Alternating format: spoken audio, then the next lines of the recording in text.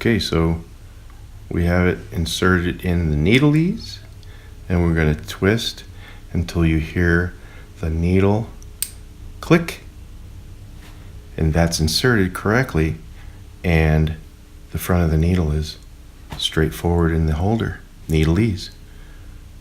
Down the presser foot, around the back, straight up into your needle bar, and at this point it's a holder. So not only does it insert correctly, it holds it. So here's it straight or a little to the right. Tighten. It's inserted. Pull back on the spring-loaded part here, handle. Come down halfway and roll it off the needle. And there you have it, the needle ease.